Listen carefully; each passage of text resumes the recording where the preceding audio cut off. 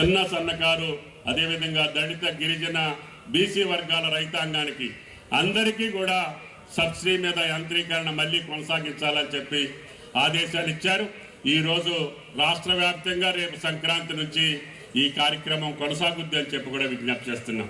అదేవిధంగా ఇందాక మా జానయ్య గారు చెప్పారు, అధిక కెమికల్స్ వాడటం వల్ల వచ్చే అరిష్టాలు, వాటి గురించి నేను జోలికి పోను. కానీ ప్రకృతి వ్యవసాయాన్ని కూడా ఈరోజే రాష్ట్ర వ్యాప్తంగా శాంక్షన్ చేయడానికి కమిషనర్ గోపి గారు ఒక నిర్దిష్టమైనటువంటి ప్రణాళిక రూపొందించుకున్నారు. దాన్ని కంటిన్యూగా కొనసాగించి రైతులను చైతన్యవంతం చేసి నేషనల్ ఫార్మింగ్లో కూడా తెలంగాణ రాష్ట్రాన్ని అగ్రగామిగా ఉంచాలనేది ఈ రాష్ట్ర ప్రభుత్వం యొక్క కోరిక అని చెప్పి మీకు ఈ సందర్భంగా మనం చేస్తున్నాం. అందుకని ఎన్ని ఆర్థిక పరమైన ఇబ్బందులున్నా కష్టాలున్నా ఒక పక్క ఇరిగేషన్ ప్రాజెక్టులు పూర్తి చేసుకుంటూనే అదేవిధంగా రైతాంగానికి కావాల్సినటువంటి 1,00,000 కోట్లు రైతు భరోసా, రుణమాఫీ అనేక కార్యక్రమాల మీద ఈ రోజు వరకు ఖర్చు పెట్టగలిగాం. మీరు చల్లగా ఉంటే రాష్ట్రం పచ్చగా ఉంటుంది, రాష్ట్రం పచ్చగా ఉంటే ఆదాయం కూడా వ్యవసాయం నుంచే ఎక్కువ రావాలి.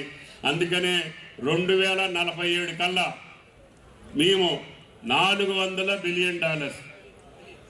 బిలియన్ ఆదాయం వచ్చేటట్టుగా రైతును ప్రోత్సహించడం కోసం ఒక ప్రణాళికను తీసుకున్నాం. దాంట్లో అగ్రికల్చర్ బేస్డ్ ఇండస్ట్రీస్ కావచ్చు, ఈ రకమైనటువంటి ఆధునిక పంటలు కావచ్చు, రైతాంగానికి అనుబంధ రంగాల్లో మా కలెక్టర్ గారు చెప్పినటువంటి మిగతా రంగాల్లో కూడా ప్రోత్సహించి అన్నిట్లో కూడా తెలంగాణ రైతుని అగ్రభాగాన ఉంచడం రేవంత్ రెడ్డి గారి ప్రభుత్వం యొక్క లక్ష్యం.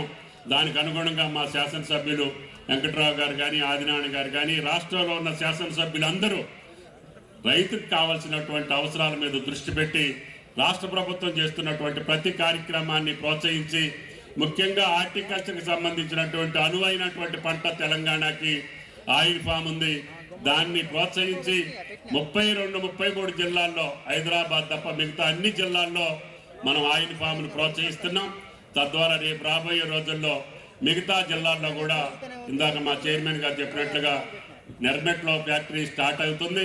వచ్చే సమయం ఆసన్నమైంది. జిల్లా కలెక్టర్ గారు కూడా ప్రత్యేక శ్రద్ధతోటి ఈ వ్యవసాయ కార్యక్రమాలని పర్యవేక్షిస్తూ రైతుల్ని, ఎక్కువ గిరిజన ప్రాంతం కాబట్టి 5 నియోజకవర్గాలు కూడా గిరిజనులు ఎక్కువ ఉండేటటువంటి, అందరూ కలిసిమెలిసి అన్నదమ్ముల్లాగా జీవించేటటువంటి ఈ పచ్చని జిల్లాకి గోదావరి జలాలతో పాటు ఆధునికమైనటువంటి ఆదాయం వచ్చేటటువంటి పంటలను పండించి ఈ కొత్తగూడెం జిల్లా తెలంగాణ రాష్ట్రానికే కాదు భారతదేశానికి ఆదర్శంగా ఉండేటట్టుగా, రాష్ట్రాల నుంచి కానీ ఎవరొచ్చినా మన భద్రాద్రి జిల్లా అశ్వారావుపేటను చూసి వ్యవసాయాన్ని నేర్చుకొని తెలంగాణ మొత్తం రేపు రాబోయే 3-4 సంవత్సరాల్లోనే 10 లక్షల ఎకరాలు ఆయిల్ ఫామ్ను సాగు చేసే విధంగా మా ఆయిల్ ఫెడ్ అధికారులు ముందుకెళ్తున్నారు. చైర్మన్ గారు, ఎండి గారు, అదేవిధంగా వ్యవసాయ శాఖ కార్యదర్శి, కమిషనర్ గారు కూడా వచ్చారు. నేను ఒక్కసారి ఈ ప్రాంతాన్ని చూసి ఈ ప్రాంత రైతుల యొక్క అనుభవాన్ని చూసుకొని మీరు రాష్ట్ర వ్యాప్తంగా ఈ రకమైనటువంటి పద్ధతులను అవలంబించి ఏ రకమైనటువంటి ఒడిదుడుకులు వచ్చినా రైతు స్థిరంగా నిలబడేటటువంటి పంటలను పండించి హార్టికల్చర్ వ్యవసాయాన్ని ప్రోత్సహించి కూరగాయలు కావచ్చు, ఈ రకమైనటువంటి ఆధునికమైనటువంటి పంటలను పండించి ఇతర దేశాలకి ఎక్స్పోర్ట్ చేసేటటువంటి అవకాశాన్ని మన రాష్ట్రం తీసుకోవాలని గౌరవ ముఖ్యమంత్రి రేవంత్ రెడ్డి గారు కూడా ఆగిపోయినటువంటి ఫామ్ మెకనైజేషన్ కూడా ప్రారంభిస్తానంటే ఆయన కావచ్చు, అన్నదైవం కావచ్చు, సింగభూపాలం కావచ్చు, అన్ని ప్రాజెక్టులకి గోదావరి నీళ్ళు వస్తాయి. ఇప్పటికే వైరా ప్రాజెక్టు తోటి పాటు లంకాసాగర్ ప్రాజెక్టు కూడా అనుసంధానం చేశాం. రేపు కృష్ణా జలాల్లో ఏమాత్రం మనకి ఇబ్బంది వచ్చినా గోదావరి జలాలు నేరుగా లంకాసాగర్కి, వైరా ప్రాజెక్టుకి గత సంవత్సరం మంత్రి గారు దానికి శాంక్షన్ ఇచ్చారు. పనులు పూర్తి చేశాం, ట్రయల్ కూడా చేశాం, నీళ్లు కూడా వదిలి వైరా ప్రాజెక్టుని గోదావరి జలాలతోటి లంకాసాగర్ వరకు తీసుకొచ్చాం.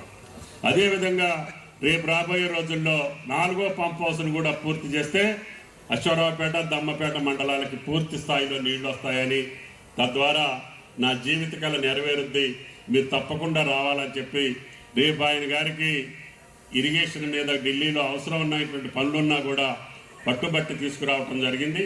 కాబట్టి వీసీలు ఇద్దరు ఉన్నారు. ఈ కాలేజీని పూర్తి స్థాయిలో అభివృద్ధి చేసి రేపు ఇది రాజేంద్ర నగర్ కంటే మిన్నగా ఈ యొక్క అశ్వారావుపేట వ్యవసాయ కళాశాల వర్ధిల్లాలని చెప్పి నా ఆకాంక్ష అని చెప్పి కూడా మీకు ఈ సందర్భంగా మనం చేస్తున్నాం. ఇక్కడ ఏ పంట వేసినా కూడా పండించగలిగేటటువంటి రైతులు ఉన్నారు. చరిత్ర సృష్టించినోడు ఇప్పుడు ఆ చరిత్రని తిరగరాయబోతున్నాడు. అబద్ధాల గోడల్ని బద్దలు కొట్టి నిజాలను రాగా మీ ముందుంచబోతున్నాడు. నిజమైన వార్తల కోసం వెంటనే డౌన్లోడ్ చేసుకోండి రా యాప్ని.